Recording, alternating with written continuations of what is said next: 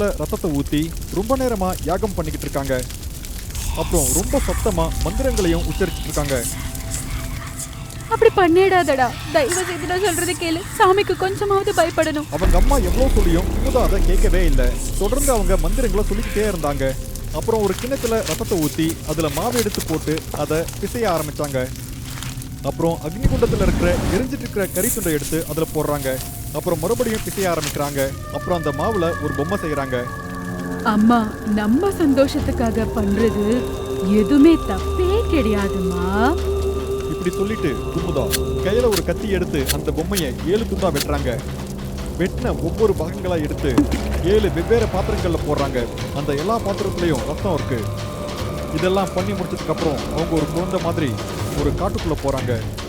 அப்ப குமுதாவோட அம்மா குமுதா என்ன செய்யறாங்க அப்படின்னு ஒன்றும் புரியாம ஏப்பா பார்த்துட்டு இருக்காங்க. குமுதா காட்டுக்குள்ள போய் சரியா 8 மாதங்களுக்கு மேல ஆயிடுச்சு. குமுதா திரும்பி வருவாங்கன்னு அவங்க அம்மா காட்டுக்கு வெளியிலேயே வெயிட் பண்றாங்க. தினமும் அந்த காட்டுக்கு வெளியில வந்து வெயிட் பண்ணுவாங்க. இன்னைக்கு குமுதாவோட அம்மா அவங்களோட வீட்டுல ஏதோ வேலை பார்த்துக்கிட்டு இருக்காங்க. அப்ப திடீர்னு அந்த இடத்துல ஒரு ஆணோட குரல் கேக்குது. கதவை திறங்க, கதவை திறங்க, தயவு செஞ்சு கதவை திறங்க. அந்த ஆள் சத்தமா கத்திக்கிட்டே கதவை சத்தமா தட்டிக்கிட்டு இருந்தாரு.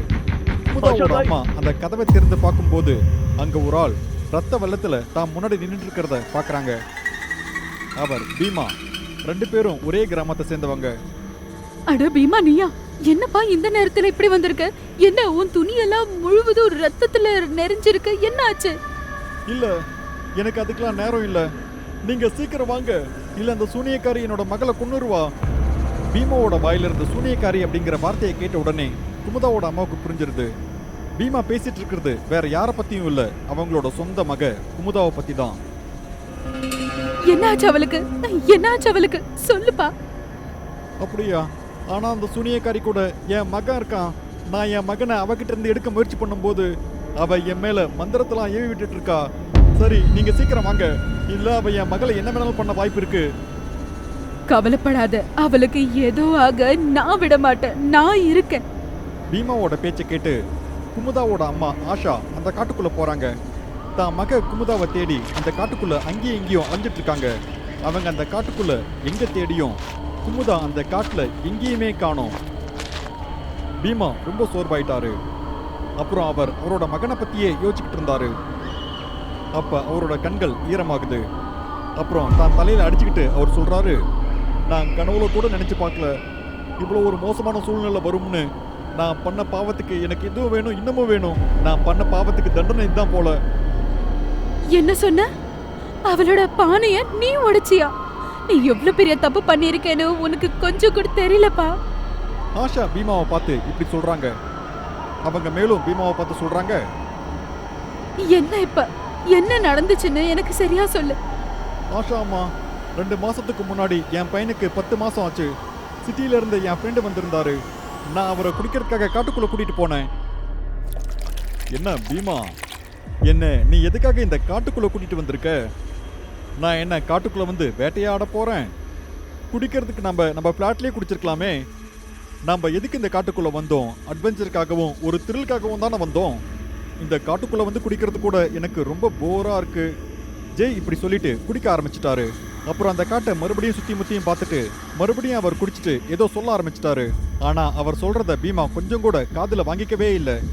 ஜெய் எதையோ சொல்லிக்கிட்டே இருக்கும்போது பீமா சிரிச்சுக்கிட்டு அவரை பார்த்து சொல்றாரு, விடு நண்பா, அடுத்த முறை நீ இந்த காட்டுக்கு வரும்போது நம்ம காட்டு பண்ணிய வேட்டையாட போகலாம். இப்ப நீ சரக்கு மட்டும் குடி, அது போதும். அவர் சொன்ன எதையுமே கேட்காம ஜெய் குடிக்கிறத விட்டு எழுந்துடுறாரு. அப்புறம் அந்த காட்டுக்குள்ள அவர் நடக்க ஆரம்பிக்கிறாரு. ஏதோ ஒரு குரலை பின்தொடர்ந்து போற மாதிரியே அவர் போறாரு.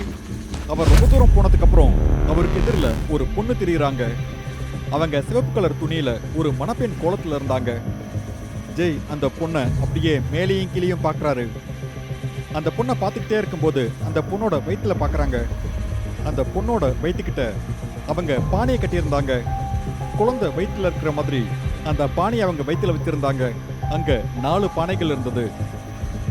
நீ இங்க என்ன பண்ணிட்டு இருக்க? நீ ஒன்றும் பேயெல்லாம் இல்லைல்ல? இந்த நடுக்காட்டுல வயிறுல பானையை கட்டிக்கிட்டு புது துணியெல்லாம் போட்டிருக்கியே.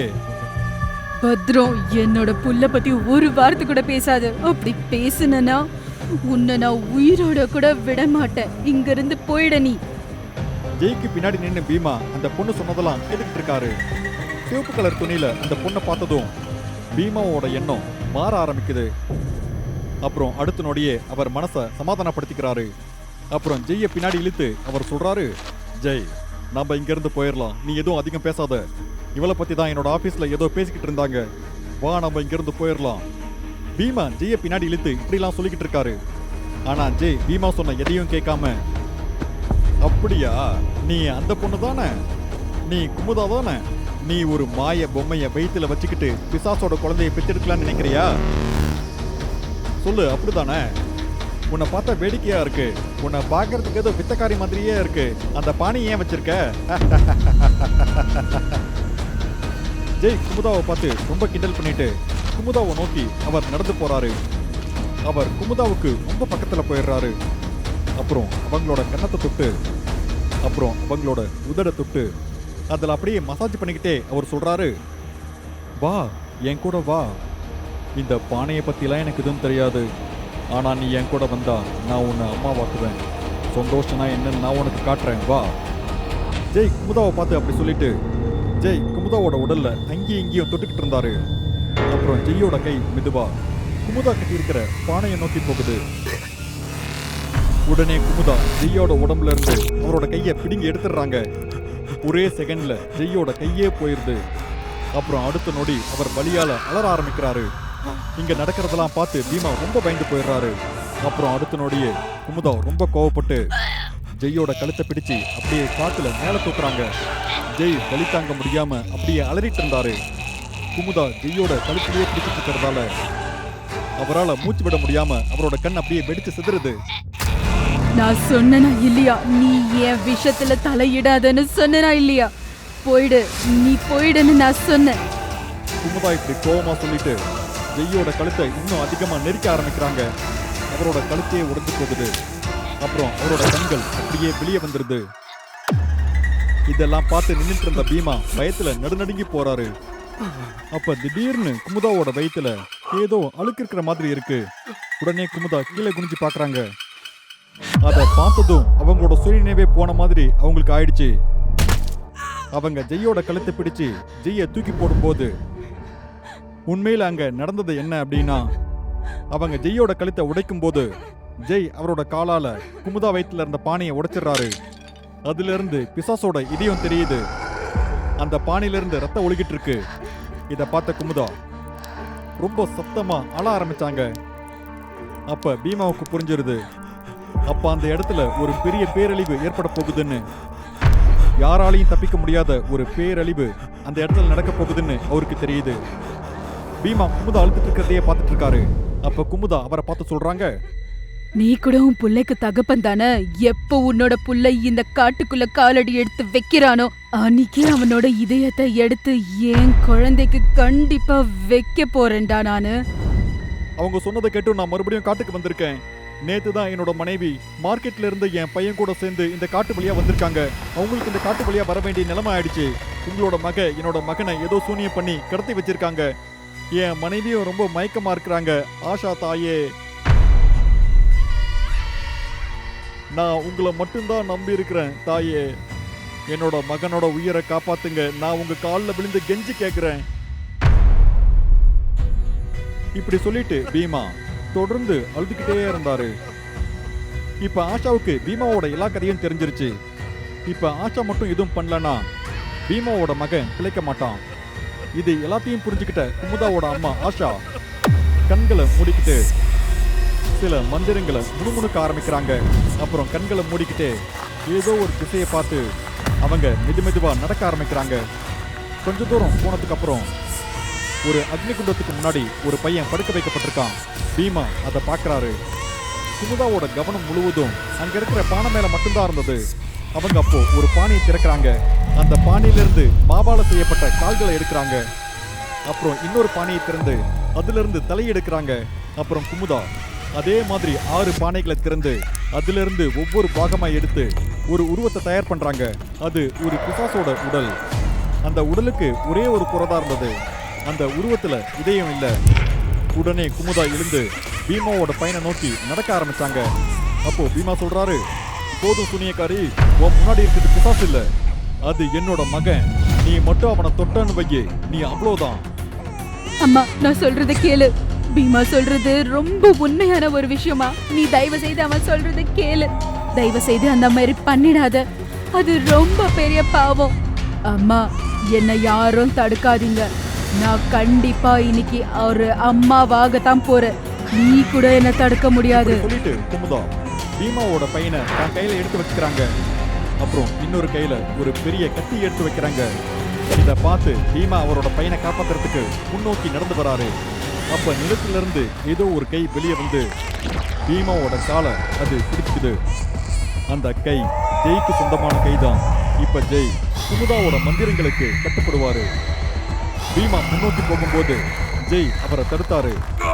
தான் பையனை காப்பாற்ற முடியாம பீமா தவிச்சிட்டு இருக்கும் போது திடீர்னு ஆஷா அம்மா கையில ஒரு பெரிய கத்தியோட நின்னுக்கிட்டு அவங்க குமுதாவை பார்த்து சொல்றாங்க, இந்த விளையாட்டை நிறுத்து. இப்பவே இந்த விளையாட்டை இங்கேயே நிறுத்து.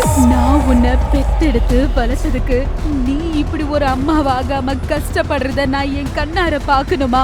ஒரு வீட்டுக்கு ஒரு நல்ல மருமகளாவோ ஒரு நல்ல மனைவியாவோ கூட உன்னால இருக்க முடியல. இப்படி சொல்லிட்டு ஆஷா அவங்களோட கழுத்துல அவங்க கத்தியை வச்சுக்கிறாங்க. ஆஷா இப்படி பண்ணதை பார்த்து குமுதா பயந்து போறாங்க. அப்புறம் அவங்க பயத்தோடயே சொன்னாங்க, அம்மா வேண்டாமா, தயவு செய்து நான் சொல்றது கேளுங்கம்மா. அம்மா வேண்டாமா, அப்படி பண்ணிட்டீங்கன்னா நான் எவ்வளவு நாள் கஷ்டப்பட்டது எல்லாம் நாசமா போயிடுமா. நீங்க ஒருவேளை இறந்துட்டீங்கன்னா அதுக்கப்புறம் எனக்கு எந்த ஒரு நாதியும் இருக்காது. வேண்டாமா, வேண்டாமா, வேண்டாம். இப்ப குமுதா இதுவும் பண்றதுக்கு முன்னாடியே திடீர்னு ஆஷா அவங்க கழுத்தை அவங்க அறுத்துக்கிறாங்க. உடனே ஆஷா அம்மா அங்கேயே இறந்து போறாங்க. அவங்க இறந்து போனதுக்கு அப்புறம் குமுதாவை பீமா பார்த்துக்கிட்டே இருக்கும்போது குமுதாவும் ஒரு பொம்மையா மாறிடுறாங்க. அவங்களோட கையில இருந்த பீமாவோட குழந்தை திடீர்னு கீழே விழுந்துடுறான். அப்புறம் குமுதாவோட அடிமை ஜெய் அவரோட ஆன்மாவுக்கு முக்தி கிடைச்சிருது.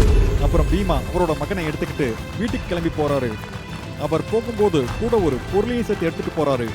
ஆமா, அது குமுதாவோட அந்த மாவு பொம்மை தான். நீங்க இந்த பொம்மையை பத்தி என்ன நினைக்கிறீங்கன்னு கமெண்ட் பண்ணுங்க. நண்பரோட திருமண நிகழ்ச்சிக்கு வைபவ் போயிருந்தாரு. அங்க காமினி அப்படிங்கிற பொண்ணை பார்த்துக்கிட்டே இருந்தாரு. வெயிட்டர் அங்க வந்த எல்லாருக்கும் கூல்ட்ரிங்க்ஸ் கொடுத்துட்டு இருந்தாரு. வைபவ் அதை குடிக்கலான்னு போகும்போது யாரோ ஒருத்தங்க பின்னாடி இருந்து வைபவோட முதுக தட்டுறாங்க. வைபவ் பின்னாடி திரும்பி பார்த்தப்போ அங்க காமினி நின்னுக்கிட்டு இருந்தாங்க. அதுவும் சிரிச்ச முகத்தோட நின்னுக்கிட்டு இருந்தாங்க. அந்த கல்யாண மண்டபத்துல வைபவை பார்த்து தான் கூட வா அப்படின்னு சைகை காமிக்கிறாங்க. அதை பார்த்த வைபவ் எதையும் கொஞ்சம் கூட யோசிக்காம காமினி பின்னாடியே போய்கிட்டு இருக்காரு. ரெண்டு பேரும் நேரா ஒரு ஹோட்டலுக்குள்ள போறாங்க. அங்க காமினி அரைகுறை ட்ரெஸ்ஸோட பெட்ல வைபவுக்காக காத்துக்கிட்டு இருந்தாங்க. அப்புறம் ரெண்டு பேரும் ஒருத்தருக்கு ஒருத்தர் இறுக்கி அணைச்சிக்கிட்டாங்க. வைபவ் காமினியோட அன்புல அப்படியே தொலைஞ்சு போயிட்டாரு.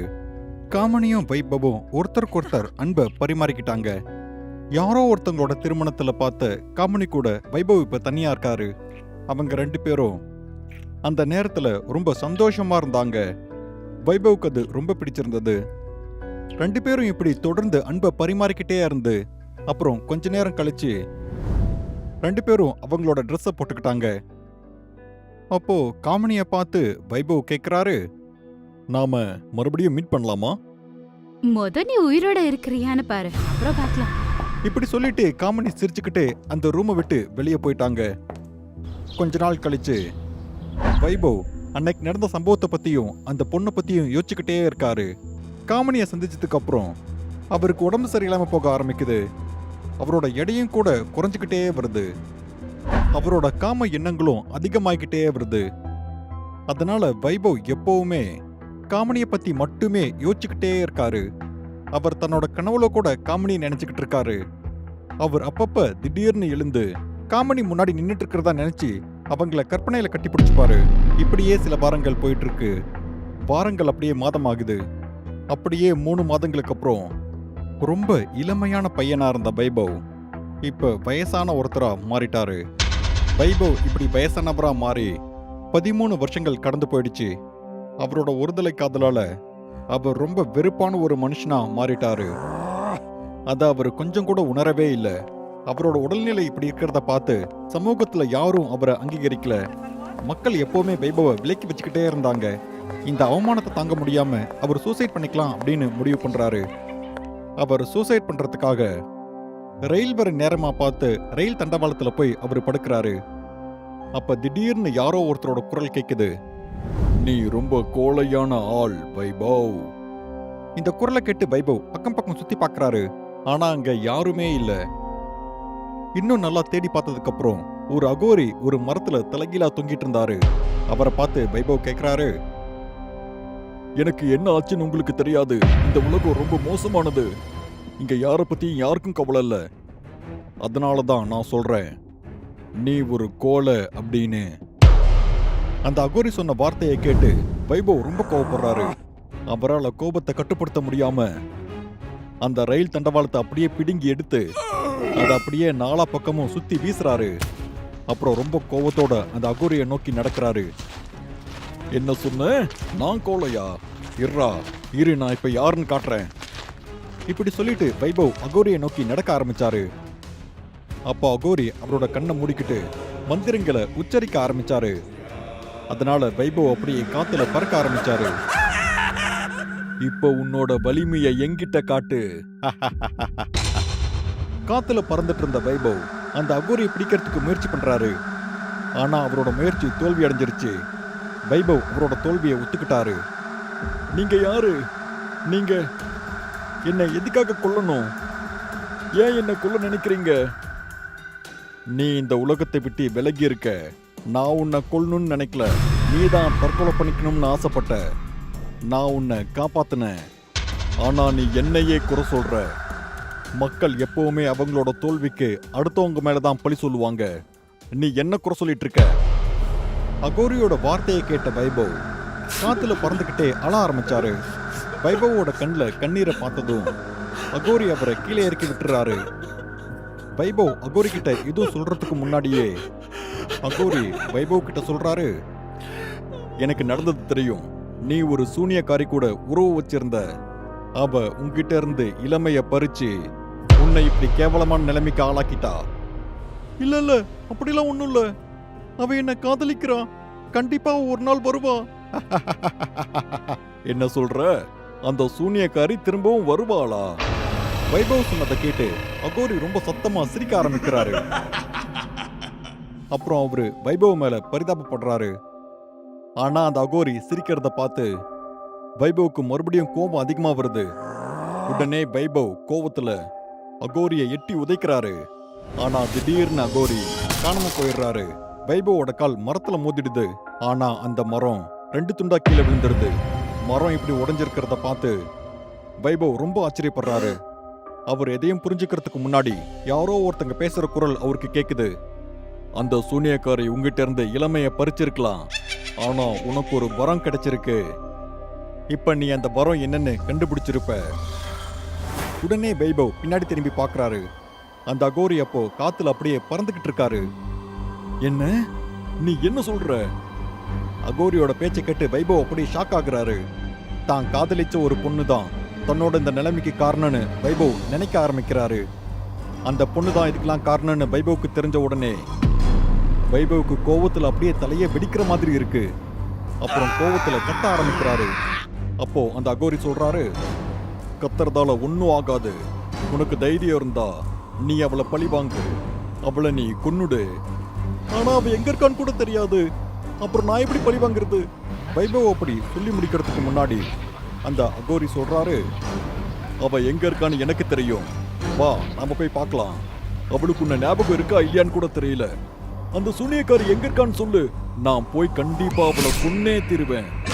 வைபவ் அவரோட பேச்சை பேசி முடிக்கிறதுக்கு முன்னாடியே அப்போ வைபவுக்கு பின்னாடி இருந்து ரயில் ஹார்ன் சத்தம் கேக்குது. அப்போ வைபவுக்கு ஒரு விஷயம் புரிய வருது. அவர் கோவத்துல அந்த ரயில் தண்டவாளத்தை பிடுங்கி எரிஞ்சிட்டாரு. அவர் இப்ப எதுவுமே பண்ணலனா இவர் பண்ணதால ஆயிரக்கணக்கான மக்களோட உயிர் போயிடும். ஏய், என்ன யோசிச்சுக்கிட்டு இருக்க? நீ உன் வலிமையை காட்டு. அந்த ரயில் கடந்து போற வரைக்கும் நீ போய் அந்த தண்டவாளத்தை பிடிச்சுக்கோ. வைபவ் உடனடியா போய் ரயில் போற வரைக்கும் அவர் அந்த தண்டவாளத்தை தாங்கி பிடிச்சுக்கிறாரு. இப்போ அந்த ரயில் ரொம்ப பாதுகாப்பா அந்த தண்டவாளத்தை கடந்து போயிடுது. ஆயிரக்கணக்கான மக்களோட உயிரை காப்பாத்தினதுக்கு அப்புறம் தான் வைபவுக்கு அகோரி சொன்னது எல்லாமே உண்மைன்னு புரிய வருது. அந்த சூனியக்காரி வைபவோட இளமையை பறிச்சிருந்தாலும் அவருக்கு 10 யானைகளோட பலம் வந்திருக்கு. அந்த ரயில் போனதுக்கு அப்புறம் வைபவ் அந்த அகோரியை பார்த்து அந்த சூனியக்காரியோட இடத்த கேட்கிறாரு. அதுக்கு அந்த அகோரி சொல்றாரு, அந்த சூனியக்காரி தாட்கா காட்டுல இருக்கா. அங்க வேற வேற ஆண்களோட உறவு வச்சுக்கிட்டு இருக்கா. அவங்க கிட்ட இருந்து அவ இளமைய பறிச்சுக்கிட்டு இருக்கா. தாட்கா காடு அப்படிங்கிற பேரை கேட்ட உடனே வைபவ் அந்த காட்டை நோக்கி நடக்க ஆரம்பிக்கிறாரு. அவர் அந்த காட்டுக்கு போனதும் அங்க ரொம்ப வினோதமான சத்தம் கேட்க ஆரம்பிக்குது. அங்க ரத்தம் குடிக்கக்கூடிய காட்டேரிகள், பேய்கள், இது எல்லாமே வைபவ் சுத்தி நடமாடிக்கிட்டு இருக்கு. ஆனா வைபவ் கொஞ்சம் கூட பயப்படவே இல்லை. அவர் காமினியை தேடி அந்த காட்டுக்குள்ள அலைஞ்சுக்கிட்டு இருந்தாரு. அப்ப திடீர்னு ஒரு புதற்குள்ள இருந்து சத்தம் கேக்குது. உடனே வைபவ் அங்க போய் பார்க்கறாரு. அங்க காமினி ஏதோ ஒரு ஆணோட உருவ வச்சுக்கிட்டு இருந்தாங்க. காமினி இப்படி பண்ணிட்டு இருக்கிறத பார்த்து வைபவுக்கு ரொம்ப அதிகமா கோவம் வருது. உடனே காமினி பக்கத்துல போய் அந்த பையனை பிடிச்சு அந்த பையனை அப்படியே வைபவ் மேல தூக்குறாரு. அப்படியே அவனை தூக்கி வீசிடுறாரு. காமினிக்கு வைபவ பார்த்த உடனே எல்லாமே புரிஞ்சிருது. காமினி இன்னமும் கூட அழகாவும் இளமையாவும் தான் இருந்தாங்க. மறுபடியும் வைபவ மயக்கிறலாம் அப்படின்னு காமினி நினைக்கிறாங்க. வைபவ மயக்கிறதுக்காக அவரோட முகத்துல காமினி தடவுறாங்க. காமினி வைபவோட முகத்தை தொட்டதும் வைபவுக்கு ரொம்ப அதிகமா கோவம் வந்துருது. அவர் காமினி பக்கத்துல வந்து காமினியோட கழுத்து பிடிச்சு நெருக்க ஆரம்பிக்கிறாரு. சொல்லு, என்னை ஏன் இப்படி பண்ண? என்கிட்ட இருந்து இளமையை எதுக்காக நீ பறிச்ச? என்னோட இந்த நிலைமைக்கு நீதான் காரணமே. ஆனா நான் நிஜமாவே உன்னை ரொம்ப அதிகமா லவ் பண்ணேன். ஆனா நீ என்னை பயன்படுத்திக்கிட்டு தூக்கி எரிஞ்சிட்டல. இப்படி சொல்லிட்டு காமினி அப்படியே அவரு தூக்கி தூரமா போட்டுறாரு. காமினி போய் கீழே விழுந்த உடனே கண்ணை மூடிக்கிட்டு ஏதோ மந்திரங்களை சொல்ல ஆரம்பிச்சாங்க. அந்த தாட்கா காட்டுல இருக்கிற பயங்கரமான சக்திகளை காமினி கட்டிப்படுத்தி வச்சிருந்தாங்க. இப்ப அந்த தீய சக்திகளை கூப்பிடுறாங்க. அந்த தீய சக்திகள் எல்லாம் ஒண்ணு பின்னாடி ஒண்ணு வந்து வைபவ் அப்படியே தாக்க ஆரம்பிக்குதுங்க. இது மட்டும்தான் உன்னால பண்ண முடியும். நான் நினைச்சிருந்தா அன்னைக்கு ராத்திரியே நான் உன்னை கொலை பண்ணிருப்பேன். ஆனா என்னன்னு தெரியல, அன்னைக்கு உன்னை கொலை பண்ணக்கூடாதுன்னு எனக்கு தோணுச்சு. இப்படி சொல்லிட்டு காமினி ரொம்ப கோபத்தோட அந்த காட்டுல இருக்கிற எல்லா தீய சக்திகளையும் வைபவ் மேல ஏவி விட்டாங்க. ஆனா வைபவ் மனம் தளரல. அவர் முழு பலத்தோட முழு தைரியத்தோட அந்த தீய சக்திகளை எதிர்கொண்டாரு. அன்னைக்கு நைட் நடந்தது உனக்கு சர்வ சாதாரணமா இருக்கலாம். ஆனா நான் உன்னை காதலிச்சேன். நான் உன்னை காதலிச்சதால நான் பல வருஷங்களா உன்னை தேடிக்கிட்டு இருந்தேன். நீ அன்னைக்கே கொண்டு இருந்தா கூட அந்த சந்தோஷத்திலே நான் செத்துருப்பேன். ஆனா நீ இப்படிதான் எல்லாருக்கும் பண்ற அப்படின்னு தெரிஞ்ச உடனே என்னால கோபத்தை அடக்கவே முடியல. நீ மத்தவங்க கூட உறவு வச்சுக்கிட்டு அவங்களோட இளமையை நீ பறிச்சுக்கிட்டு இருக்க. நான் உன்னை பழி வாங்கறதுக்காக தான் இங்க வந்தேன். வைபவோட உடம்புக்குள்ள 10 யானைகளோட பலம் இருந்தது. அவர் நேரா போய் காமினியோட கழுத்தை பிடிக்கிறாரு. காமினி அப்ப மூச்சு விட முடியாம வலியால் அப்படியே கத்திக்கிட்டு கதறிக்கிட்டு இருந்தாங்க. ஆனா அப்ப கூட காமினி வாயால மந்திரங்களை முணுமுணுக்க ஆரம்பிச்சாங்க. அந்த தாட்கா காட்டுல இருக்கிற மரக்கிளைகளை கட்டுப்படுத்தி அதால வைபவ தாக்குறாங்க. அது நேரா வந்து வைபவோட முதுகிலே குத்திடுது. அந்த குச்சி குத்துனதால அவருக்கு ரத்தம் வழிஞ்சுக்கிட்டு இருக்கு. அவர் தன்னோட வலியை பொறுத்துக்கிட்டு தனக்கு ரத்தம் வழிஞ்சிட்டு இருக்கிற எதையும் பொருட்படுத்தாம அவர் தொடர்ந்து காமினியோட கழுத்தை பிடிச்சுக்கிட்டே இருந்தாரு.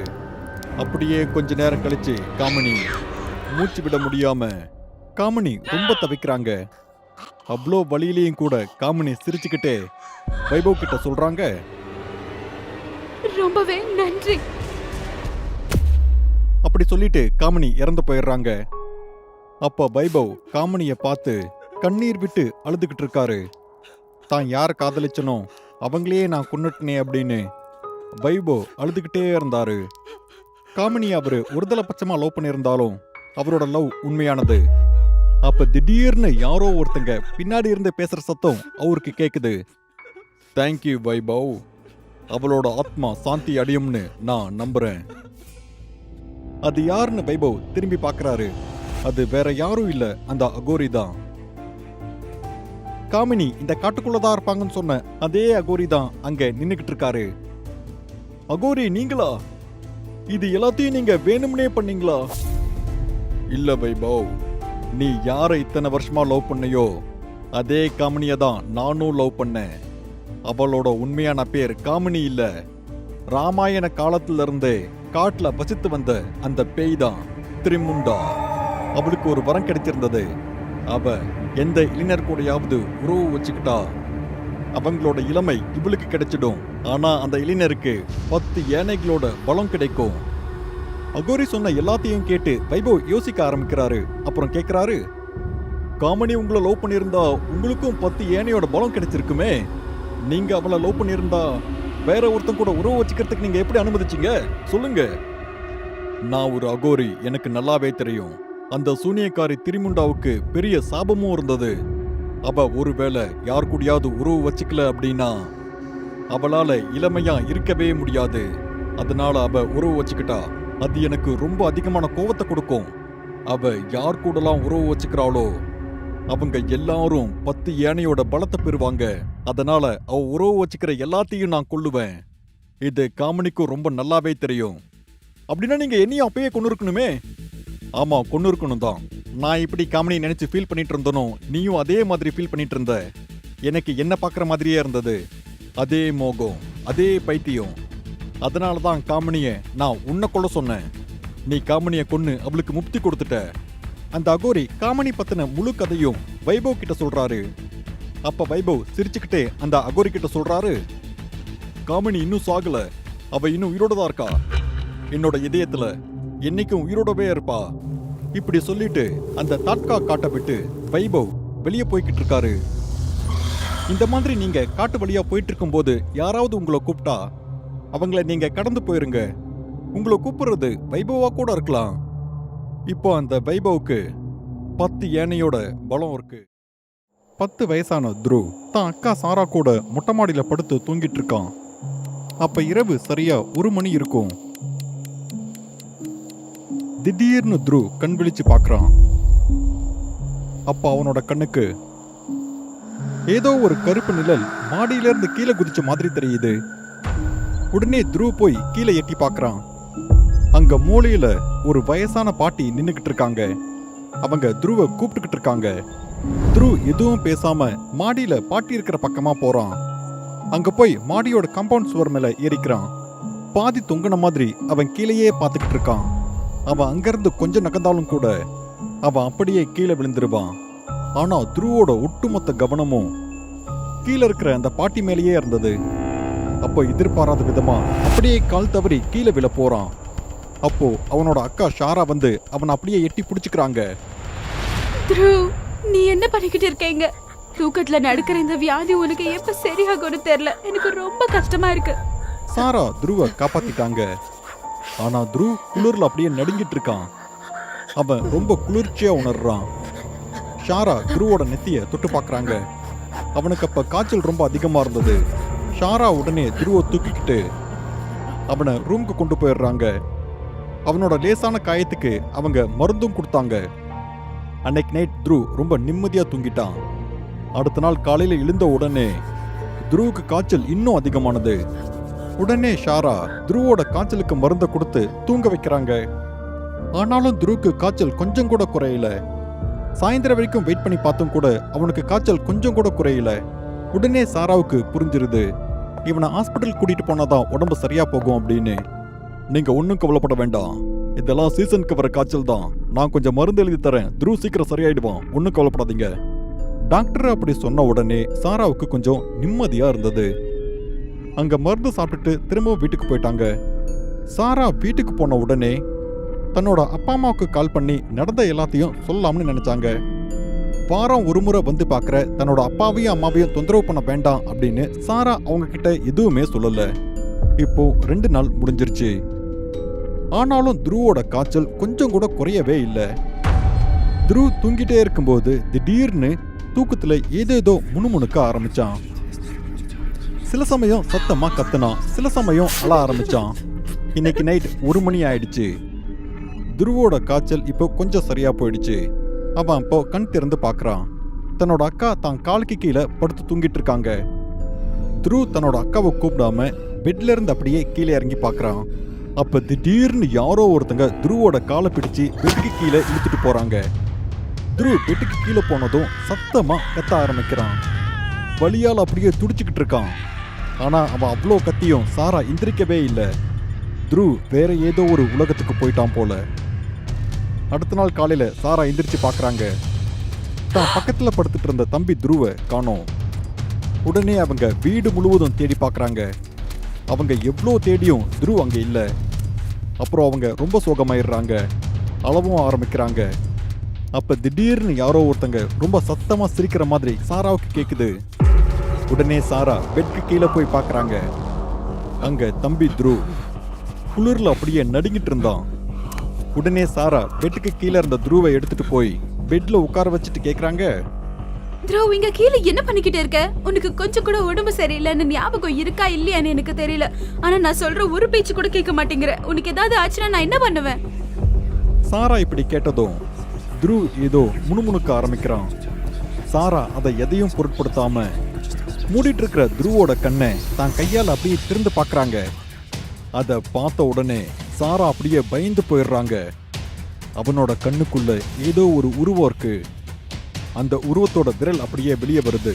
அதை பார்த்துட்டு இருந்த சாரா பெட்ல இருந்து கீழே இறங்குறதுக்கு முன்னாடியே அந்த பெட் அப்படியே காத்துல பறக்க ஆரம்பிக்குது. யாரோ ஒருத்தங்க வேணும்னே துருவோட உடம்ப உடைக்கிற மாதிரி துரு கை கால்களை அசைச்சுக்கிட்டு இருந்தான். எலும்பு உடையிற சத்தம் சாராவுக்கு ரொம்ப நல்லாவே கேட்டுக்கிட்டு இருந்தது.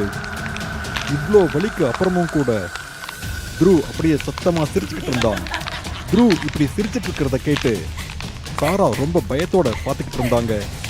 துருவுக்கு அங்க என்ன நடந்துட்டு இருக்கு அப்படின்னு சாராவுக்கு ஒண்ணுமே புரியல. துரு அப்ப படுக்கையில இருந்து எழுந்து தான் அக்கா சாரா முன்னாடி அப்படியே பறக்க ஆரம்பிச்சான்.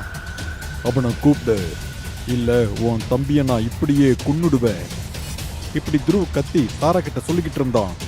துரு இப்படி காத்துல பறக்கிறத பார்த்து சாரா அழுதுகிட்டு இருந்தாங்க. அப்புறம் சாரா சொல்றாங்க, த்ருவ், உனக்கு என்ன ஆச்சு த்ருவ்? தயவு செய்து சொல்லு. சாரா பயத்துல துருவை தொட போறாங்க. அப்ப துரு தான் கையில இருந்த சதையை அப்படியே பிடுங்கி அதை சாரா மேல தூக்கி வீசுறான். நீ கூப்பிடுவியா இல்லையா? இல்லைன்னா உன் தம்பியை நான் இப்படி பிச்சு எரிஞ்சிருவேன். துரு இப்படி சொல்றத கேட்டு சாரா கேக்குறாங்க, யாரு நீ? நீ யார பார்க்கணும்னு நினைக்கிற? என்ன யார் இப்படி பண்ணாங்களோ அவங்கிட்ட நான் பேசி ஆகணும். சீக்கிரம் அவங்கள கூப்பிடு.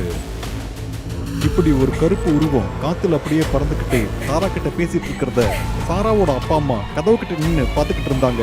இப்ப என்ன வேணும்னு வாங்க வந்திருக்க? உனக்கு கொடுக்க வேண்டியதெல்லாம் கொடுத்தாச்சுல.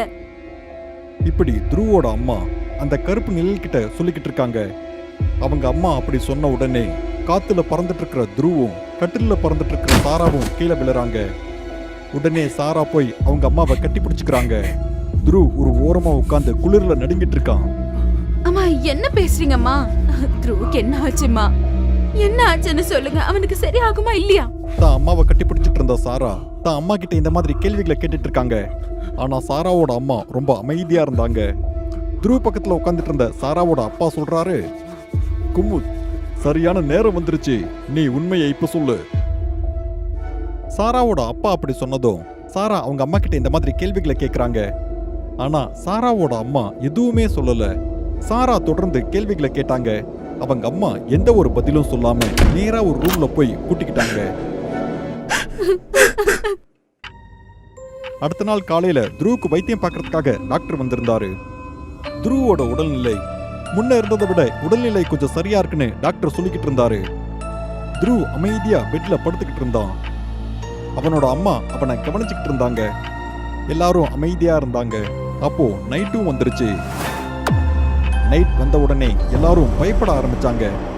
இந்த முறை சாரா மட்டும் அங்க இல்ல. சாராவோட அப்பா அம்மாவும் அங்கதான் இருந்தாங்க. இப்ப இரவு சரியா 1 மணி ஆயிடுச்சு. இப்ப மெதுவா துருவுக்கு காய்ச்சல் வர ஆரம்பிச்சது. அவன் குளிர்ல அப்படியே நடுங்கிட்டே இருந்தான்.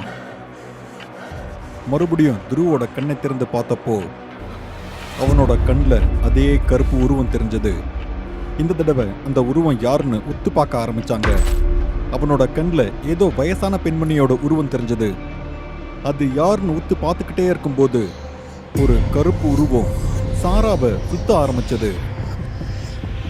அப்புறம் அப்படியே மெதுவா சாராவுக்கும் குளிர ஆரம்பிச்சது. அங்க என்ன நடந்துட்டு இருக்கு அப்படின்னு குமுத்துக்கு புரிஞ்சிருது. விட்டுடு, தயவு செய்து என் குழந்தைய விட்டுடு, விட்டுடு. குமுதோட பேச்சை கேட்டு அவங்களோட 2 குழந்தைகளும் காத்துல அப்படியே பறக்க ஆரம்பிக்கிறாங்க. அப்புறம் குமுதும் காத்துல பறக்க ஆரம்பிக்கிறாங்க. அப்புறம் சுவர்ல போய் தலையை இடிச்சுக்கிறாங்க. குமுத் வலியால தவிச்சிட்டு இருந்தாங்க. ஆனா அவங்களோட 2 குழந்தைகளுக்கும் எதுவுமே ஆகல. குமுதோட தலை சுவர்ல அப்படியே அடிச்சு அடிச்சு அவங்களோட தலையில இருந்து ரத்தம் வர ஆரம்பிச்சது. குமுத் அப்படியே மயக்கம் போட்டுட்டாங்க. அப்போ குமுதோட கணவர் வந்து அவங்கள பிடிச்சுக்கிட்டாங்க. தான் குழந்தைங்க காத்துல பறந்துட்டு இருக்கிறத பார்த்து கையெடுத்து கும்பிட்டு வேண்டிக்கிட்டாங்க. நிறுத்துங்கம்மா, குமுத் எதுவுமே பண்ணல, அது எல்லாத்தையும் நான் தான் பண்ணேன். குமுத்துக்கும் எதுக்கும் எந்த சம்பந்தமும் இல்லை. அப்புறம் எதுக்கு அவளை தொல்லை பண்ணிட்டு இருக்கீங்க? என்னது? எனக்கு இதெல்லாம் நடக்கிறதுக்கான காரணம் நீயா? ஆனா நீ என்னோட ரத்தம்டா. அவள மாதிரி வேற வீட்டுல இருந்து வந்த ஆளு கிடையாது நீ. உன்னை நான் பெத்தவடா. துருவ் அப்புறம் சாராவோட உடம்புல இருந்த அந்த வயசான பெண்மணி பிரதாப் கிட்ட இப்படி கேட்டாங்க. பிரதாப்போட 2 குழந்தைகளும் இன்னமும் கூட அப்படியே காத்துல பறந்துகிட்டே இருந்தாங்க. அப்புறம் 2 பேரும் ஏதோ மந்திரங்களை முணுமுணுக்க ஆரம்பிச்சாங்க. அப்போ பிரதாப் சொல்றாரு, இது எல்லாத்துக்குமே காரணம் நீங்க மட்டும்தான். நீங்க எங்கிட்ட இருந்து என்னோட லில்லிய பறிச்சுக்கிட்டீங்க. அப்புறம் என்னோட குழந்தைகளை கூட நீங்க கருவிலே கொல்ல நினைச்சீங்க. அதனாலதான் நான் இப்படி பண்ணேன். பிரதாப் இப்படி அந்த வயசான பெண்மணியோட ஆவிக்கிட்ட சொன்ன உடனே துருவும் சாராவும் அவங்களோட கையை அவங்களே கடிக்க ஆரம்பிக்கிறாங்க. அப்புறம் 2 பேரும் அவங்களோட உடம்ப அப்படியே முறுக்க ஆரம்பிக்கிறாங்க. 2 பேரோட மூக்குல இருந்தும் வாயில இருந்தும் ரத்தம் வர ஆரம்பிக்குது. அவங்க 2 பேரும் ரத்த கண்ணீர் வடிச்சுக்கிட்டு இருந்தாங்க. சாராவும் துருவும் வலியால கத்திக்கிட்டு இருந்தாங்க. 2 பேரும் அழுதுட்டு இருக்கிறத பார்த்து குமுதும் பிரதாப்பும் கூட அழுதுட்டு இருந்தாங்க. அப்புறம் பிரதாப் அந்த வயசான பெண்மணியோட ஆவிக்கிட்ட கெஞ்சிக்கிட்டு இருந்தாரு. அந்த நிழல் சாராவையும் துருவியும் சுத்திக்கிட்டு இருந்தது. அம்மா, நீங்க வேற ஒரு உலகத்துக்கு போயிட்டீங்க. இருந்தாலும் நீங்க ஏன் எங்களோட நிம்மதியை கெடுத்துக்கிட்டு இருக்கீங்க? நீ தானடா என்ன அந்த லோகத்துக்கு அனுப்பிச்ச. அங்க தனியா இருக்கேன்டா, தனியா. உனக்கு தெரியும்ல தனியா இருக்க எனக்கு பிடிக்காதுன்னு. அதனாலதான் உன்னோட குழந்தைங்க என் கூட கூட்டிட்டு போலான்னு வந்திருக்கேன். இப்படி சொல்லிட்டு அந்த வயசான பெண்மணியோட ஆவி துருவோட கழுத்தையும் சாராவோட கழுத்தையும் நெரிக்க ஆரம்பிக்குது. அப்ப அவங்க 2 பேரோட கண்ணில இருந்தும் மூக்குல இருந்தும் ரத்த கண்ணீர் வந்துகிட்டு இருந்தது. 2 பேரும் வலி தாங்க முடியாம அப்படியே கத்திக்கிட்டு கதறிக்கிட்டு இருந்தாங்க. அப்போ குமுத் ஏதோ ஒரு போட்டோவை எடுத்துட்டு வந்து காமிக்கிறாங்க. அதை பார்த்ததும் துருவும் சாராவும் அப்படியே கீழே விழுந்துடுறாங்க. அப்போ அந்த கருப்பு நிழல் இவங்க கூட பேச ஆரம்பிக்குது.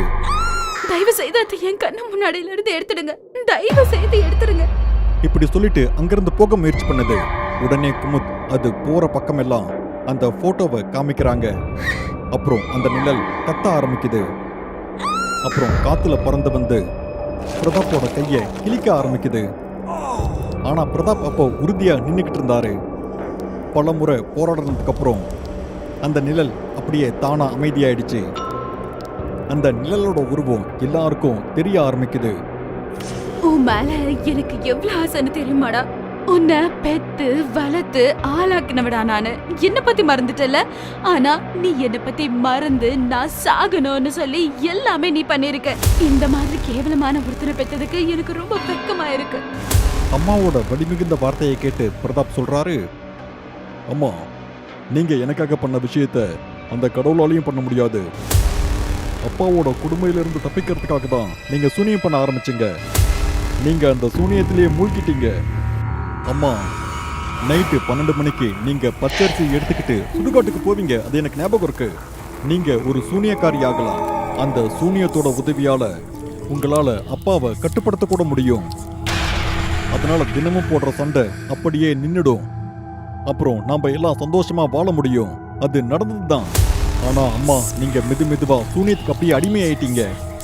நீங்க சூனியம் பண்ணி மக்கள் எல்லாரையும் அடிமையாக்கலாம்னு ஆசைப்பட்டீங்க. நீங்க சூனியம் பண்றதுக்கு அந்த கிராமத்துல இருக்கிற விலங்குகளை பலியிட ஆரம்பிச்சீங்க. அப்புறம் பச்சை கறியை அப்படியே சாப்பிட்டீங்க. அப்புறம் கிராமத்துல இருக்கிற குழந்தைகள் காணாம போக ஆரம்பிச்சாங்க. குழந்தைங்க காணாம போறதுக்கு காரணம் வெள்ளைக்காரங்க தான் அப்படின்னு கிராமம் முழுவதும் நீங்க வதந்தியை பரப்பி விட்டுட்டீங்க. ஆனா உண்மை என்னன்னு எனக்கு தெரியுமா?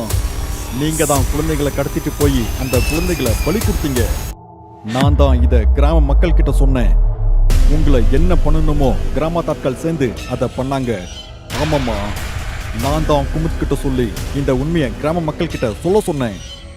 அதனால தான் அவங்க கோவப்பட்டு உங்களை அப்படியே வீட்டோட எரிச்சிட்டாங்க. இதெல்லாம் தன்னோட அம்மா கிட்ட சொல்லிட்டு பிரதாப் அழுதுகிட்டு இருந்தாரு. அப்போ குமுத்துக்கும் அவங்களோட குழந்தையோட உயிருக்கும் எந்த ஒரு ஆபத்தும் வரல. அப்போ குமுத் தான் கையில இருந்த போட்டோவை அந்த கருப்பு நிழல்ல பார்த்து வீசிட்டாங்க. அந்த போட்டோ வேற யாரும் இல்ல, பிரதாப்போட அப்பா தான். பிரதாப்போட அம்மா ஒரு பேயா மாறி இருந்தாலும் கூட அவங்க கணவரை பார்த்து இன்னும் பயப்படுறாங்க. அந்த போட்டோ அவங்க மேல பட்ட உடனே அந்த கருப்பு நிழல் அங்கிருந்து காணாம போயிடுது. அப்புறம் பிரதாப்போட குடும்பமும் அந்த பேய்கிட்ட இருந்து விடுதலை ஆயிட்டாங்க. அந்த போட்டோவில் இருக்கிற பிரதாப்போட அப்பா அவர் ரொம்ப மோசமானவர். அவர் இப்ப இறந்திருக்கலாம், ஆனா அவரோட ஆத்மா இன்னும் இருக்கு. பயங்கரமா இருக்கிற இந்த மாதிரியான கதைகளை பார்க்கறதுக்காக டூடு டிவி ஹாரர் தமிழுக்கு உடனே சப்ஸ்கிரைப் பண்ணுங்க. அப்புறம் உங்களோட கதையும் இந்த உலகத்துல இருக்கிறவங்க பார்க்கணும்னு நீங்க ஆசைப்பட்டீங்கன்னா உடனே டூடு டிவி மெயில் அட்ரஸ்க்கு உங்களோட கதையை அனுப்புங்க. அடுத்த பயங்கரமான கதை உங்களோட தான் இருக்கிறதுக்கும் வாய்ப்பு இருக்கு.